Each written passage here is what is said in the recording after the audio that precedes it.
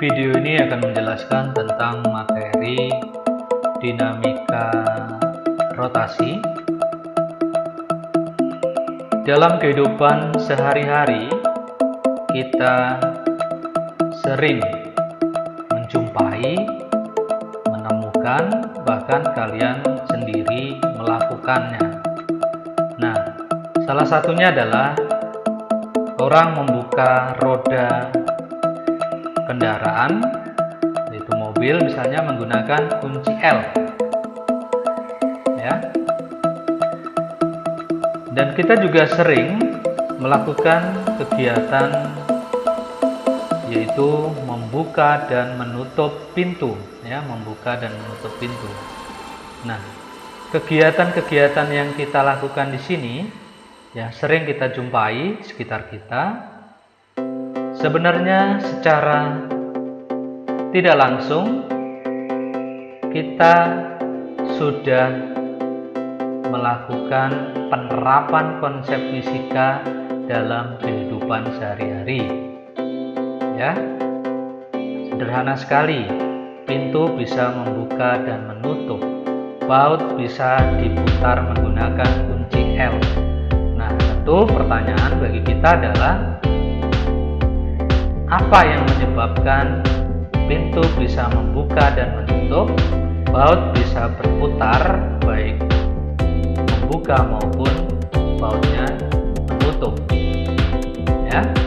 Nah, itu dalam fisika, penyebab pintu membuka menutup, baut, ya, terbuka dan menjadi kuat jika diputar dengan kunci L. Ini apa? Ya, di dalam fisika, di mana segala sesuatu yang menyebabkan benda bisa berputar itu adalah momen gaya atau momen torsi. Nah, secara pengertiannya, secara jelasnya di sini, momen gaya atau momen torsi itu adalah gaya pada sumbu putar yang dapat menyebabkan benda bergerak, melingkar atau berputar. Dalam hal ini, tangan kita sebagai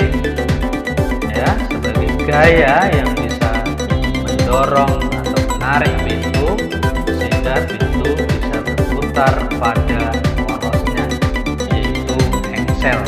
Kalau sumur di sini sebagai poros, baut adalah sebagai objek yang diputar, ya. Oke, jadi sekali lagi, segala sesuatu yang menyebabkan benda itu berputar atau bergerak melingkar itu adalah momen gaya atau momen torsi, ya. Nah, faktor yang mempengaruhi momen gaya atau dalam lambangnya itu adalah tau, yaitu satu, yaitu gaya. Gaya tadi diwakili yaitu tarikan atau dorongan atau putaran yang diberikan oleh tangan kita. Itu sebagai perwakilan dari gaya. Kemudian yang kedua adalah lengan gaya. Lengan gaya itu adalah jarak antara poros dengan titik tangkap gaya, atau titik tangkap di mana tangan kita memegang gagang pintu.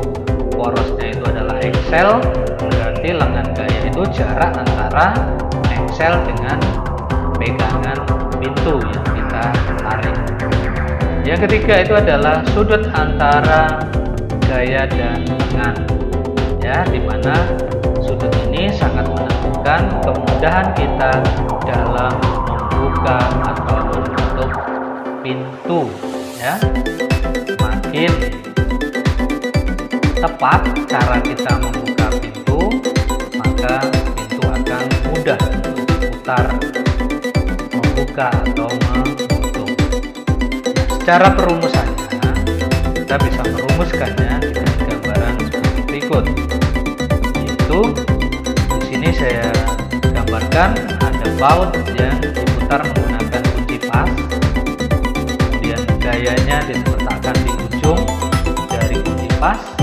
Maka di sini kita bisa melihat bahwa baut dan titik tangkap gaya itu berjarak R ya. Nah, kita lihat di sini gaya dengan lengan itu membentuk sudut yang siku-siku. Maka besarnya momen gaya di sini adalah R dikali dengan F. R dikali dengan F.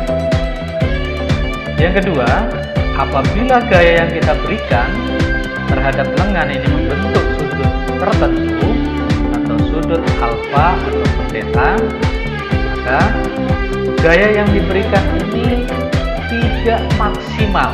Artinya ada bagian gaya yang tidak sepenuhnya untuk memutar. Maka kalau kita lihat di sini momen gayanya adalah tau sama dengan R dikali F kali sin theta. Itu kalau sudutnya yang 90, sin 90 itu yang terbesar. Itu 1, maka tau R kali F. Kalau sudutnya kurang dari 90, tentu momen gayanya akan lebih kecil. Berikutnya yaitu tentang konsep momen inersia. Kita bisa lihat dalam kehidupan sehari-hari, benda dapat berputar pada porosnya ya. Ini tentunya tidak terlepas karena adanya momen inersia ya. Jadi momen inersia inilah sebenarnya benda itu punya keinginan untuk berdiam diri. Jadi kalau momen gaya tadi menyebabkan berputar, kalau momen inersia ini sebenarnya lebih kepada menghambat, atau boleh dikatakan inersia itu adalah males ya. Jadi lawan dari momen gaya sebenarnya. Nah, tingkat kemalasan inilah yang tentunya kalau misalnya benda ini jauh dari porosnya, tentu untuk berputar lebih lambat. Nah, kalau dekat dengan porosnya, mau tidak mau harus berputar secepat mungkin.